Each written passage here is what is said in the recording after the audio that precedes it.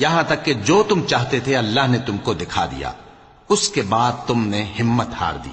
اور پیغمبر کے حکم کی تعمیل میں جھگڑا کرنے لگے اور تم نے اس کی نافرمانی کی۔ بعض تو تم میں سے دنیا کے طلبگار تھے اور بعض آخرت کے طالب۔ اس وقت اللہ نے تم کو ان کے سامنے سے ہٹا دیا تاکہ تمہاری آزمائش کرے، اور اس نے تمہارا قصور معاف کر دیا، اور اللہ مومنوں پر بڑا فضل کرنے والا ہے۔ وہ وقت بھی یاد کرنے کے لائق ہے جب تم لوگ دور بھاگے جاتے تھے اور کسی کو پیچھے پھر کر نہیں دیکھتے تھے، اور رسول اللہ صلی اللہ علیہ وآلہ وسلم تم کو تمہارے پیچھے کھڑے بلا رہے تھے، تو اللہ نے تم کو غم پر غم پہنچایا تاکہ جو چیز تمہارے ہاتھ سے جاتی رہی یا جو مصیبت تم پر واقع ہوئی ہے اس سے تم غمگین نہ ہو، اور اللہ تمہارے سب اعمال سے خبردار ہے۔ پھر اللہ نے اس پریشانی کے بعد تم پر تسلی نازل فرمائی، یعنی نیند،